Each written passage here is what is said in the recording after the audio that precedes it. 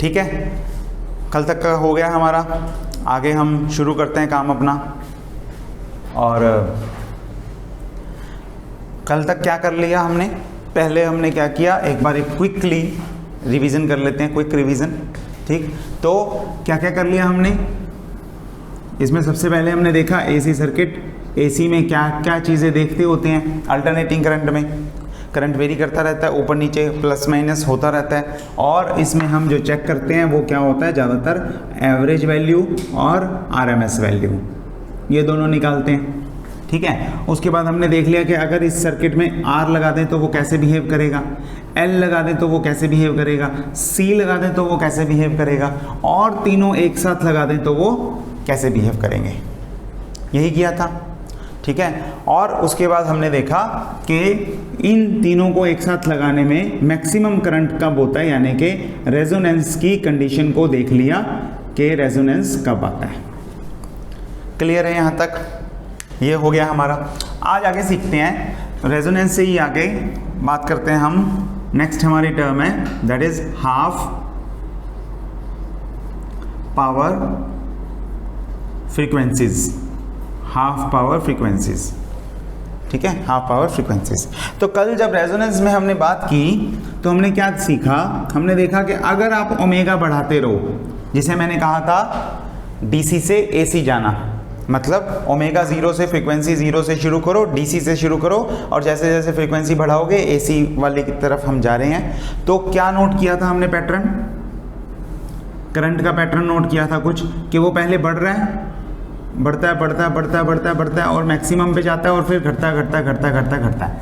इस तरह की कर्व को गॉसियन कर्व बोलते हैं। ठीक है, नॉर्मल डिस्ट्रीब्यूशन या गॉसियन कर्व, ये वाला जो होता है। और ये नॉर्मल डिस्ट्रीब्यूशन आपको हर जगह मिलेगा।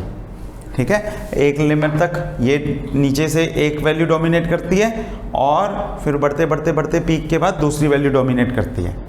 ये ग्राफ है, बहुत जगह पे मिलता है आपको। ओके, तो इसमें हमने क्या सीखा कि एक रेजोनेंस फ्रीक्वेंसी होती है, मैं बोलता हूँ रेजोनेंस फ्रीक्वेंसी ओमेगा आर, उस पर क्या होता है आई मैक्सिमम, आई मैक्सिमम। बात समझ में आ गई, ये कर लिया हमने। अब अगर हम इसके पीछे जाएं वापस थोड़ा सा और इसे आई की जगह पावर की टर्म्स में लिखें, तो पावर का कनेक्शन क्या है करंट के साथ, power is directly proportional to I square. ठीक है, तो मैं इसे लिख देता हूँ, इस पॉइंट पे, जिस पॉइंट पे करंट मैक्सिमम है मतलब पावर भी मैक्सिमम है, चल जाएगा काम। तो हमारा अगला पॉइंट हमने जो देखना होता है वो क्या है कि किस वैल्यू पे हाफ वो मैक्सिमम हुई, वो तो ठीक है, लेकिन उससे कम भी तो होगी। इसका तो फिक्स है कॉम्बिनेशन। ओमेगा आर कितना आया था, ओमेगा आर आया था इक्वल टू 1/√ऑफ LC, ये आया था ना, याद है कल यही आया था कि रेजोनेंस फ्रीक्वेंसी कब आएगी, जब हम 1/√LC वैल्यू बना लेंगे उसकी फ्रीक्वेंसी की।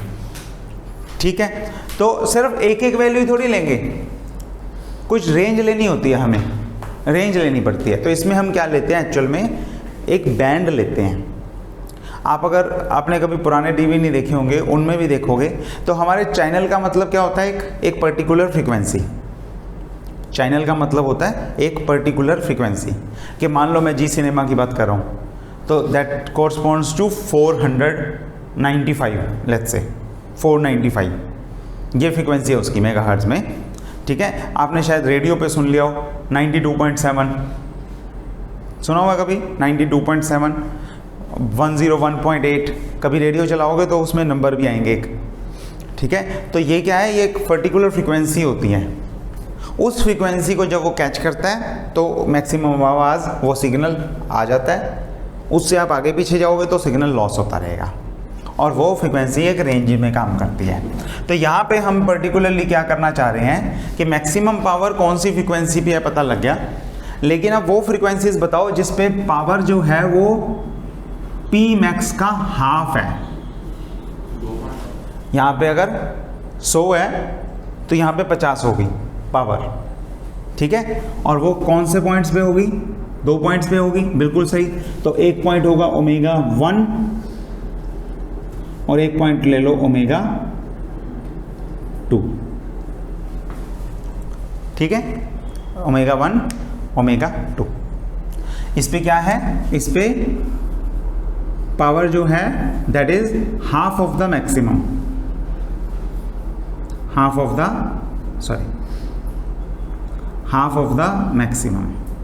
अगर करंट की टर्म्स में बात करें, I square is equal to I max square upon 2 और अंडर रूट ले लोगे तो क्या हो जाएगा, I max upon under root 2।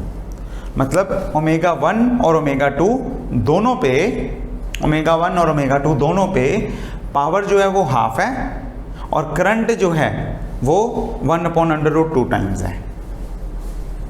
देखो क्लियर हो गया। तो हाफ पावर फ्रीक्वेंसीज की डेफिनेशन क्या है, the value those frequencies eight which the power is half of the maximum power, that is the power at resonance. Simple है, चलें आगे, यहां तक बात पता लग गई। अब वो फ्रीक्वेंसीज निकाल भी लो तो हम एक और टर्म डिफाइन करेंगे, that is called band width. Band width, band width, ये टर्म हम डिफाइन करेंगे। बैंड विड्थ क्या होता है, ये जो दो फ्रीक्वेंसीज आई ना जिन पे पावर हाफ है, जिन पे पावर हाफ है उनका डिफरेंस इज कॉल्ड बैंडविड्थ।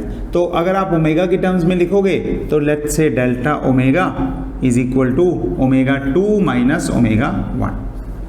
ये होती है बैंडविड्थ कि कितना बैंड है वो, ठीक है, कितना बैंड है। जैसे मैं पहले बता रहा था कि वो 490 से 495 होगा, it will not be like 495, it will be 494 to 496 या फिर 494.8 टू 496.2।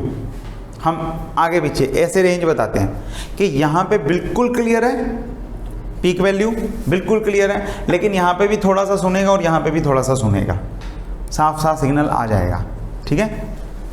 देखा हुआ है कि नहीं देखा हुआ, कभी नहीं देखा हुआ। दंगल मूवी देखिए, दंगल मूवी, उसमें पहले ही सीन में क्या होता है, हमारे बचपन की यादें होती हैं कि टीवी छत पे कोई एक बच्चा खड़ा है, एंटीना घुमा रहा है और नीचे से टीवी ख़राब सा चल रहा है, ख़राब चलता चलता एकदम से ठीक हो जाता है और ठीक होके फिर वो आवाज़ मार देता है कि भाई ठीक हो गया। जैसे जैसे वो एंटीना घुमा रहा है वैसे वैसे, देखा हुआ है, तार वाले एंटीना होते हैं, ठीक है, वो वाले वो यही काम हो रहा है कि जिस सिग्नल पे मैक्सिमम सिग्नल आ गया, जिस फ्रीक्वेंसी पे, जैसे जैसे एंटीना घुमाएंगे, अभी तो डिश टीवी चल गया ना, वो ऐसे पैराबोलिक स्ट्रक्चर बनाता है और सारी वेव्स को इकट्ठा करके एक जगह पे वो पिन पॉइंट कर देता है, फोकस कर देता है। एंटीना के आगे देखा है ना, डिश टीवी के आगे एक वो लगा होता है, छोटा सा गोला सा लगा होता है, माइक सा, है ना, जिसमें वो बोले, हाँ, वो क्या करता है काम, यहाँ जो डिश टीवी पे आप जितनी भी फ्रीक्वेंसी रेज पड़ेंगी सारी पैराबोलिक स्ट्रक्चर है ये, तो सारी तरफ से वेव्स बढ़ेंगी, जिस एंगल से भी वो सारों को वो कन्वर्ट कर देगा उस पॉइंट पे, तो यहाँ सिग्नल आ जाएगा। पहले वाले एंटीनाज ऐसे बने होते थे, लाइनों वाले, दो में साइड तारा से क्या, और घुमा घुमा के हम देखते थे फ्रीक्वेंसी मैक्सिमम कहाँ पे होगी जिस पे सिग्नल मैक्सिमम आएगा, और उससे थोड़ा सा आगे थोड़ा सा पीछे भी सिग्नल आता ज़रूर था, ठीक है। वही वाली चीज़ कर रहे हैं हम। अभी क्लियर है थोड़ा बहुत पिक्चर? और नहीं तो अपने मोबाइल में रेडियो खोलना, ईयरफोन लगाने पड़ेंगे तब चलेगा, और ठीक है, और वो खोलना और बस सुनना, फ्रीक्वेंसीज कौन कौन सी हैं पता लग जाएगा थोड़ा सा। ओके, तो यहाँ पे बैंडविड्थ पता लग गई, एक बैंड है जिसमें वो काम कर रहा है, और वो बैंडविड्थ कितनी है, the difference of the two frequencies eight which power is half of the maximum frequency. Clear है बात? चलें आगे, यहां तक हो गया तो इसकी वैल्यू निकाल लें। लिखा हुआ तो नोट्स में भी मिल ही जाएगा सब, पर लिख लो, अच्छी बात है, उससे अच्छा बन जाता है, वो आपकी मेमोरी में फीड हो जाता है वो, ठीक है। अच्छा, जीरो से टच मत कर देना, नीचे ऊपर जीरो से टच मत करना, ठीक है, ज़ीरो पावर नहीं लेनी, ज़ीरो करंट नहीं लेना, okay. The difference of the frequencies eight which the power is half of the maximum value, maximum power का जहाँ पे हाफ हो जाए वो दोनों फ्रीक्वेंसीज का डिफरेंस जो है उसे बैंडविड्थ बोलते हैं। ओके हो गया? चलो तो आगे देखते हैं। Omega 2 minus omega 1 delta omega इतना आ गया। अब वैल्यू निकालते हैं, तो कैसे निकालें? देखो यहाँ से निकाल लेंगे। I is equal to I max upon √2, ये फॉर्मूला तो पता है सभी को, ठीक है। आई मैक्स कब होता है? I इज इक्वल टू, मैं यहाँ पे लिखता हूँ, आई मैक्स अपॉन √2। तो I कितना होता है? I होता है वोल्टेज अपॉन रेजिस्टेंस। अब क्योंकि RLC सर्किट में, इधर ध्यान दो, RLC सर्किट में रेजिस्टेंस यानी कि इम्पीडेंस होता है, तो ये टोटल Z लिखोगे आप। और वो मैक्सिमम कब होगा? I मैक्सिमम कितना होगा? वोल्टेज अपॉन रेजिस्टेंस, जब रेजिस्टेंस मिनिमम हो, है ना। वोल्टेज तो वही रहने वाली है। जब रेजिस्टेंस मिनिमम हो जाएगी तो करंट मैक्सिमम हो जाएगा, नॉर्मल रखोगे तो नॉर्मल रहेगा। ये बात समझ में आ गई? और Z की मिनिमम वैल्यू यानी कि रेजोनेंस कितनी थी बताओ? रेजोनेंस का मतलब था, ये पूरा फॉर्मूला था R² plus XL minus XC whole square, और मिनिमम के लिए ये 0 हो जाता था, है ना। तो Z की मिनिमम वैल्यू कितनी थी? √R² यानी कि R। तो मैं यहाँ पे R पुट कर सकता हूँ और V से V काट सकते हैं हम। तो नीचे वाले को नीचे वाले के इक्वल रखें तो हम लिख सकते हैं Z यानी कि √R² plus XL minus XC² whole square is equal to √2R। Clear है ये एक्सप्रेशन? ऊपर वाले को छोड़ दिया सेम है, नीचे वाले को दोनों को इक्वल रख लिया, Z की वैल्यू ये रख ली, Z मिनिमम की वैल्यू ये रख ली, सॉल्व कर लिया, आंसर आ गया। I क्या होता है? I V/R, V is equal to IR होता है ना। तो जब R होगा तो R लेंगे, अब R नहीं है, LCR का कॉम्बिनेशन है, Z है, तो हमने IZ ले लिया, और I कितना होगा? V/Z। तो ये फॉर्मूला हमेशा है। एक बार फिर से देख लो, अगर मेरे पास सिर्फ और सिर्फ रेजिस्टर होगा तो मैं लिखूंगा V/R। अगर मेरे पास सिर्फ और सिर्फ कैपेसिटर होगा तो मैं लिखूंगा V/XC, और XC कितना है? 1/C omega.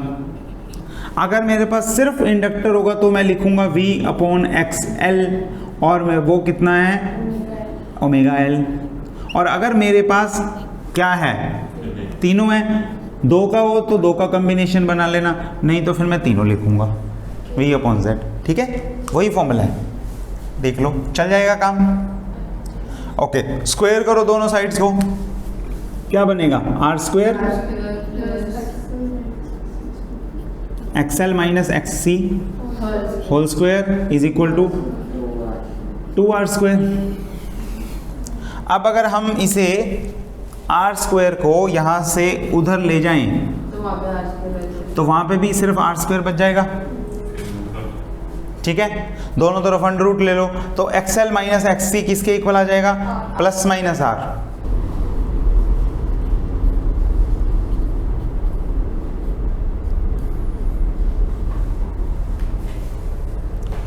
आ गया, ठीक है। XL की वैल्यू कितनी है? ओमेगा L, और XC की वैल्यू कितनी है? 1/ωc। तो मैं यहाँ पे लिखता हूँ omega L minus 1/ωc is equal two plus minus R। आप बताओ, छोटी फ्रीक्वेंसी पे माइनस R लिखूँ कि बड़ी फ्रीक्वेंसी पे माइनस R लिखूँ? छोटी पे, है ना। तो हम इसे 2 इक्वेशंस बनाएंगे। पहली में लिखेंगे ओमेगा 1 के लिए, और वो वैल्यू हो जाएगी -R, और फिर लिखेंगे इसे ओमेगा 2 के लिए। समझ में आ गई बात कि कैसे 2 वैल्यूज निकाली? सिंपल है। चलो आगे करो फिर। अब आगे क्या करो? दोनों को प्लस कर दो, दोनों को प्लस कर दो, और फिर दोनों को माइनस भी करेंगे। तो मैं जहाँ जहाँ पे मेरे को जगह मिलती है मैं इरेज कर देता हूँ ये वाला एक्सप्रेशन, ठीक है। हम ये इरेज कर सकते हैं, ऊपर वाले से ये इरेज कर सकते हैं, कर देते हैं, ठीक है। बैंडविड्थ भी कर ही देते हैं।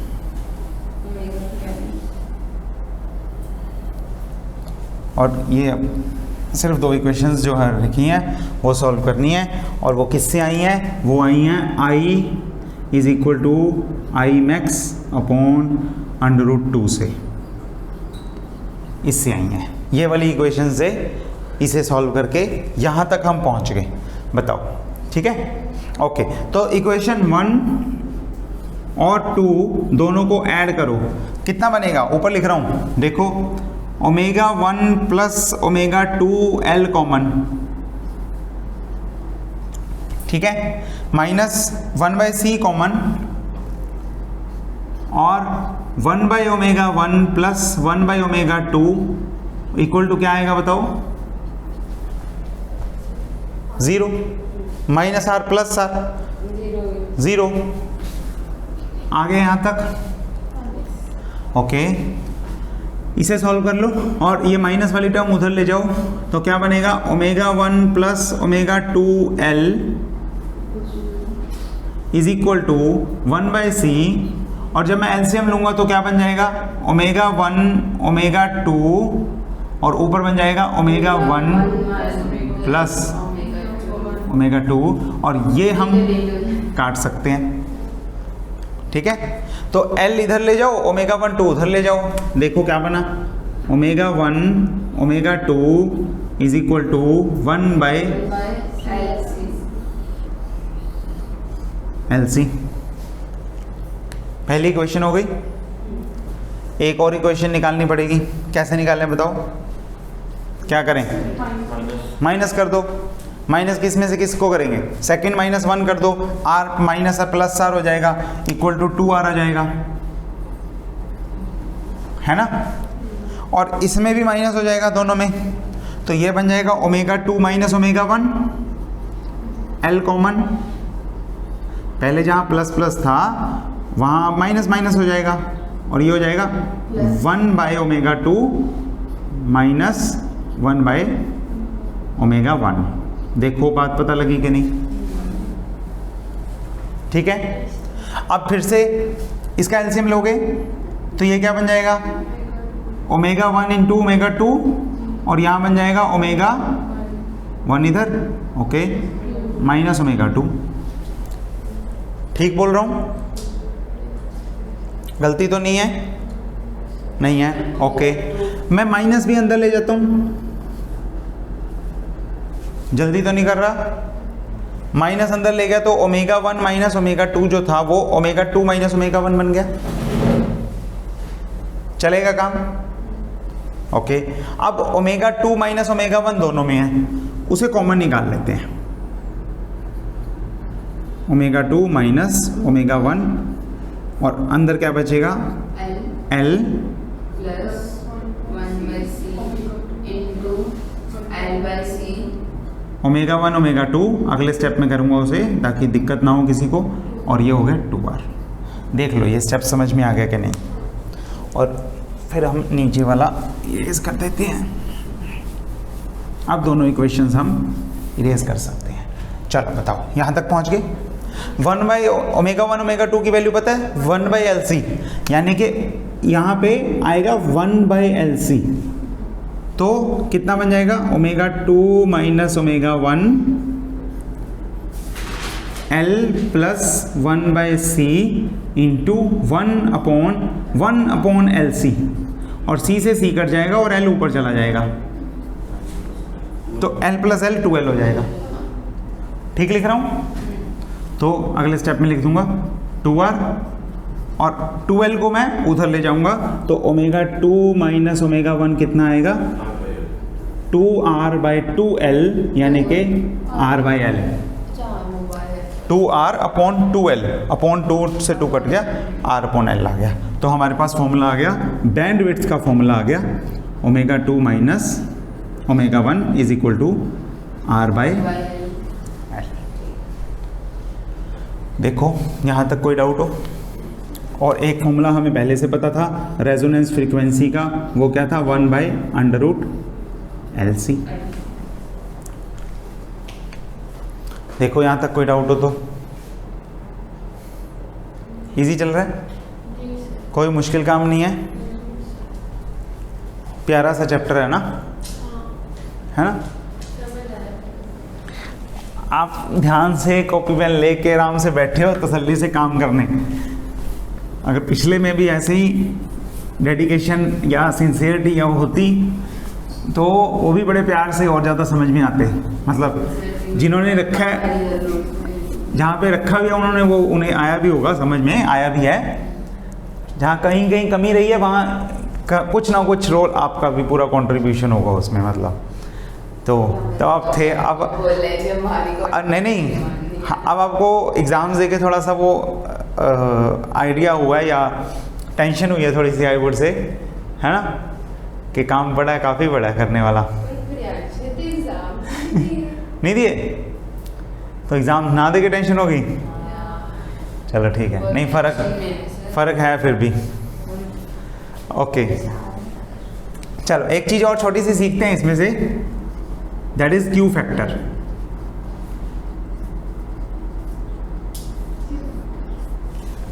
हाँ, क्यू फैक्टर आराम से इजी है, उससे भी ज़्यादा इजी है, ठीक है? तो दो तरह से कर लेंगे इसे भी। तो बेसिकली क्यू फैक्टर होता है क्वालिटी फैक्टर।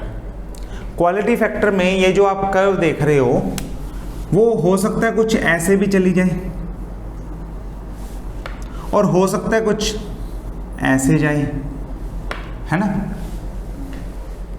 दोनों कर्व्स रिप्रेजेंट तो एक ही चीज़ को कर रही हैं कि जैसे फ्रीक्वेंसी बढ़ा रहे हो वैसे वैसे ये बढ़ रहा है, और फिर जैसे जैसे फ्रीक्वेंसी कम कर रहे बढ़ा रहे हो और ये मैक्सिमम के बाद कम होता है। तो दोनों में से बेटर कौन सा है? जो राम नाम से बढ़ रहा है। कैसे पता लगेगा?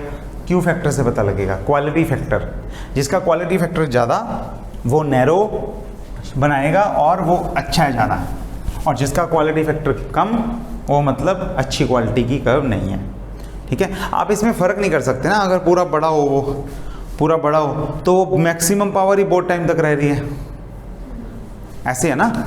अगर ये ऐसे बना दूँ मैं तो मतलब ये पीक है, और इससे पीछे हो गए तो भी पीक टाइप ही है, ये भी पीक टाइप है, ये भी पीक टाइप है, ये भी पीक टाइप है, मतलब इतनी सारी फ्रिक्वेंसीज में सब पीक ही पीक रह रहा है।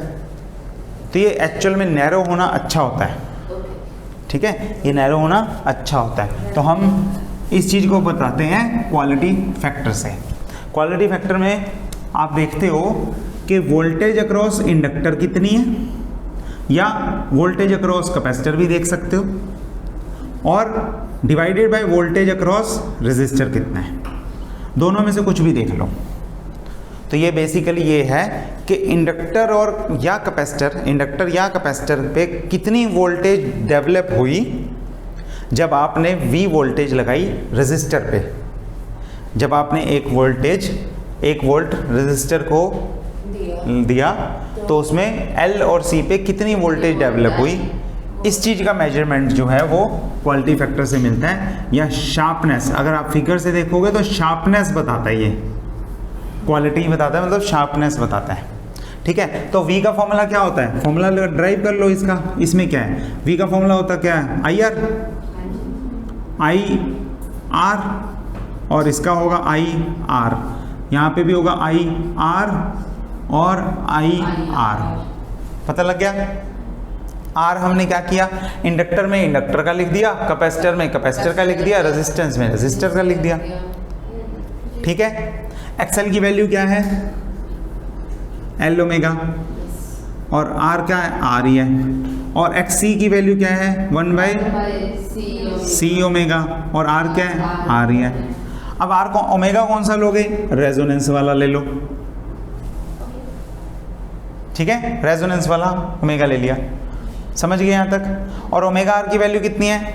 1/√LC पुट कर दो, तो L/R भी वैसे आपका जाना पहचाना है, और ये हो गया 1/√LC, और यहाँ पे मैं लिख दूंगा 1/RC और ये 1/√LC। ठीक है, L से L काटोगे तो ऊपर √L बच जाएगा और C से C काटोगे तो यहाँ पे √C बच जाएगा। यहाँ से ये √C और ये 1/R और ये √L/C और यहाँ से भी R 1/R है, √C नीचे है, ये √L ऊपर चला जाएगा तो हो गया √L/C। सेम ही फॉर्मूला है। तो चाहे कैपेसिटर ले लो, इंडक्टर ले लो, जितनी वोल्टेज उन पे डेवलप हुई उसका रेशियो रेजिस्टर के साथ होता है 1/R √L/C। तो हम रेजिस्टेंस की वैल्यू क्या रखना चाहते हैं? मिनिमम, ताकि क्वालिटी फैक्टर हाई हो। L की वैल्यू ज़्यादा चल जाएगी पर कैपेसिटर की वैल्यू ज़्यादा नहीं करनी। ठीक है, इस तरह से हम प्रेफर करते हैं उसे। AC में मेन काम कौन करता है? कौन करता है? L, इंडक्टर करता है, जो AC को पावर देता है, वेटेज देता है ना थोड़ी सी, उसकी आओ भगत कौन कर रहा है? AC की L। ठीक है, R तो कुछ करता ही नहीं है, R का जैसा बिहेव इसके साथ करेगा वैसा ही इसके साथ करेगा, तो C तो पूछता ही नहीं है। तो बस, तो L का मेन काम, AC का मेन काम L में होता है, मैग्नेटिक एनर्जी में होता है, तो यहाँ पे उसी को डोमिनेंस मिल रही है थोड़ी सी। ठीक है, आप यहाँ से एक और छोटा सा फॉर्मूला और देख सकते हो कि L/R आपको पता क्या है? यहाँ से देख लो, L/R 1/बैंडविड्थ, 1/बैंडविड्थ है ना, ω2 - ω1 है, R/L। उल्टा कर दूंगा मैं तो 1/Δω यानी कि बैंडविड्थ Δω, वो क्या हो जाएगा? वो जाएगा L/R। तो आप क्वालिटी फैक्टर को यहाँ से रेजोनेंस फ्रीक्वेंसी अपॉन बैंडविड्थ भी बोल सकते हो।